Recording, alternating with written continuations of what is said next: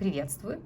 На этом уроке мы закрепим полученные знания, и также я покажу и расскажу несколько лайфхаков, которые помогут вам рисовать еще быстрее, и программа будет казаться вам еще удобнее. Начнем с того, что создадим новый холст. Мы нажимаем в галерее на плюс и создаем холст стандартный, мы его берем в размер экрана. Таким образом, у нас есть отличный холст для работы. Я хочу вернуться в галерею и рассказать вам о том, как создавать папки. Например, у меня есть вот сейчас холст, который мы создали, и я могу его добавить куда-то. Я могу взять его, таким образом можно пальчиком, да? Я на него надавливаю, и он становится таким подвижным.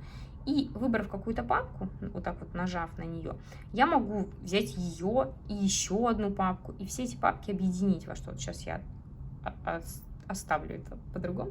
Я могу взять, направить папку мой проект в папку и вот здесь оставить. Также здесь я могу перемещать, то есть я могу сделать первым, там, последним, первым, да, то есть я размещаю.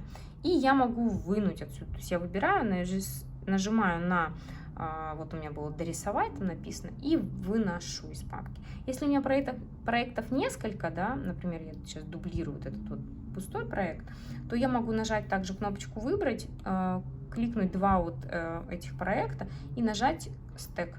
И у меня получится здесь вот новая папочка.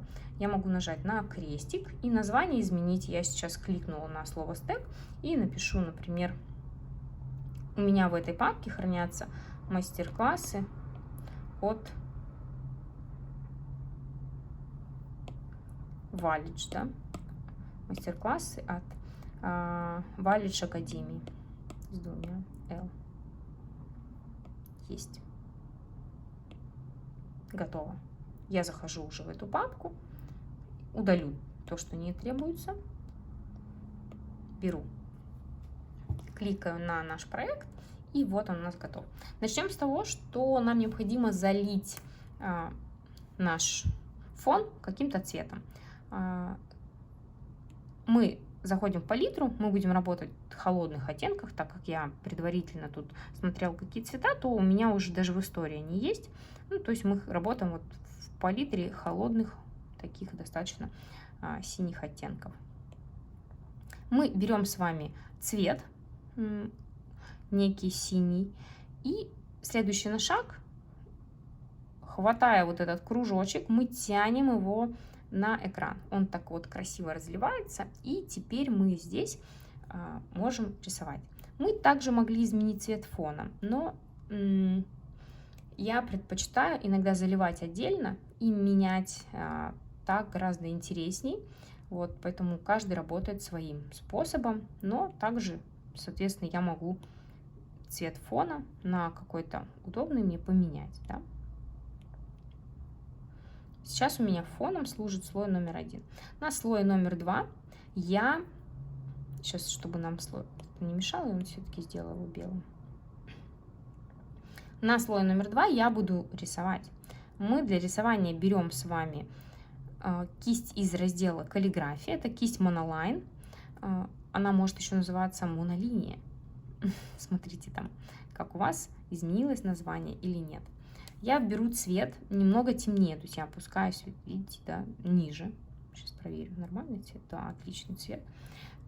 Этим цветом на слой номер 2, то есть на слой номер 1 я ничего уже не рисую, он у меня служит только фоном. А на слой номер 2 я буду рисовать. Мне надо нарисовать некую форму капли. Круг, овал, что-то такое. То есть я могу нарисовать это от руки таким образом. Либо я могу взять, нарисовать овал, задержать стилус на экране, и овал вот так вот выправится. Я могу его видоизменить, нажав на правка формы и превратить его в круг, либо вернуть в овал, но этому овалу придать какую-то вот более такую форму, которая мне нужна, да, то есть, ну, вот такая форма, это прям отлично, то, что надо. Готово. Следующий наш шаг, это во-первых, нажать на кисточку, чтобы у нас панель исчезла, да, с деформацией овала. И мы заливаем нашу каплю, нашу будущую красивую светящуюся прозрачную каплю. Отлично. Теперь нам необходимо придать этой капле объем. Мы это можем сделать несколькими способами. Я предлагаю сделать следующим. Я беру цвет, который есть у меня на фоне, и этим цветом с помощью кисти мягкий аэрограф, значение достаточно такое большое, я рисую здесь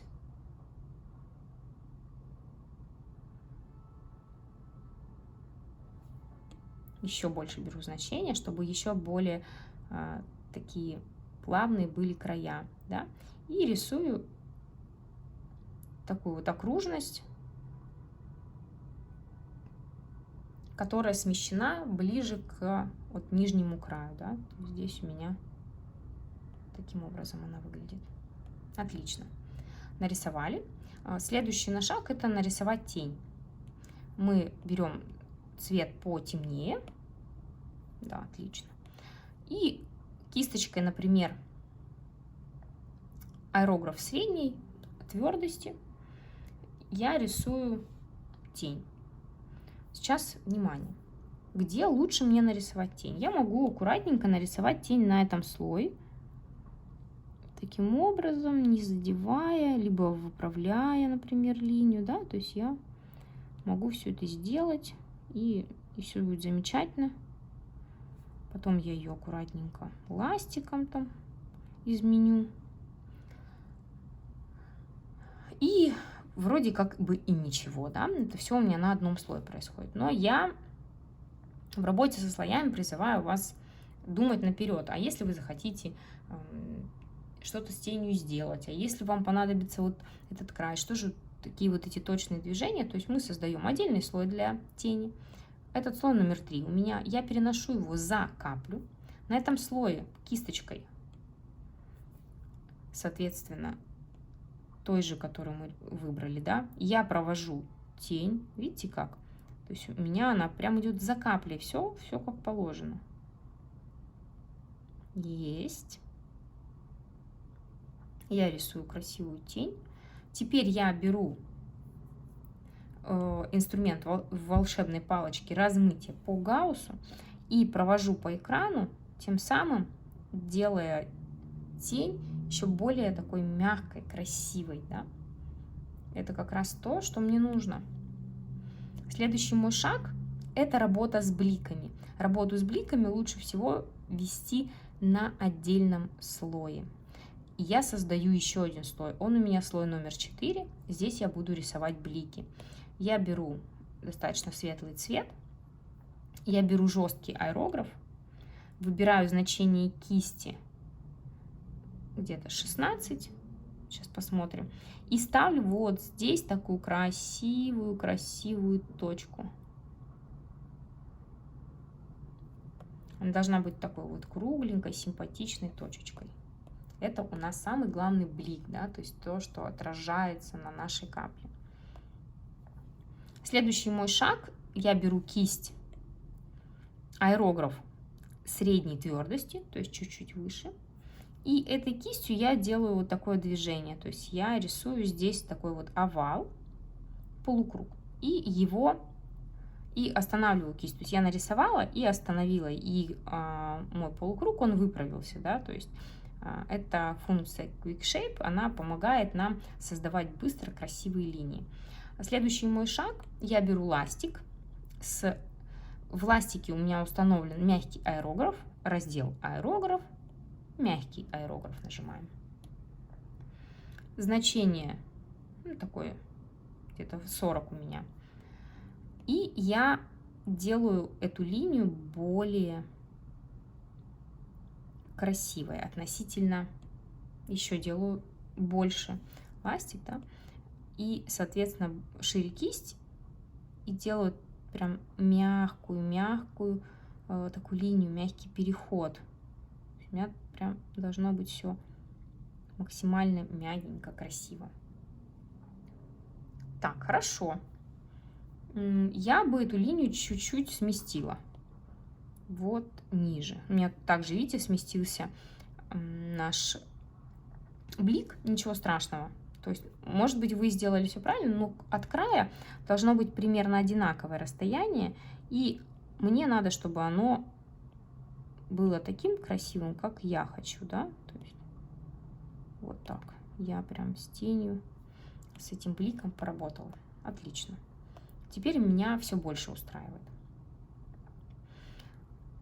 Следующий шаг, который нам надо сделать, нам надо усилить вот здесь блик. Я перехожу в раздел кисти, нажимаю освещение. Это раздел тоже кистей, где есть интересная кисть, называется световое перо. Еще чуть-чуть светлее делаю наш цвет, да, цветовой палитре. Значение достаточно большое и небольшая прозрачность установлена, то есть где-то в процентах 74. И вот по краю вот этой линии я провожу сначала тоненько, потом потолще и снова тоненько. И задерживаю стилус, чтобы линия выправилась, да, и стала еще более красивой. Вот здесь у меня появилась такая точечка. Я могу взять инструмент пальчик и эту точечку вот так вот растянуть, чтобы она превратилась в линию.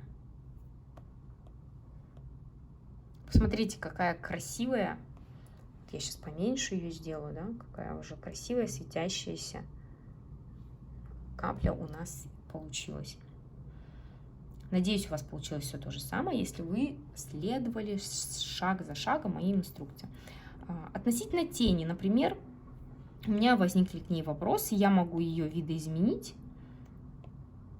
Может быть, где-то ее чуть-чуть сделать уже, где-то шире. Но еще я хочу сделать ее темнее. Я нажимаю тон, насыщенность, яркость и делаю ее чуть-чуть темнее. Вот здесь, где яркость, прям чуточку темнее, да, чтобы увеличить контраст между самой каплей и тенью. Так как здесь у нас образовалось достаточно светлое такое пятно, то на самой тени тоже появится свет. И сейчас я перехожу в раздел слоя номер 4. И там, где у нас мы рисуем блики, я беру кисточку аэрограф. Это у меня, так, секунду, кисточку мягкий аэрограф. И этой кисточкой на таком вот значении где-то 22 я рисую вот здесь отражение вот этого блика. Так вот по форме можно еще чуть-чуть больше сделать кисть.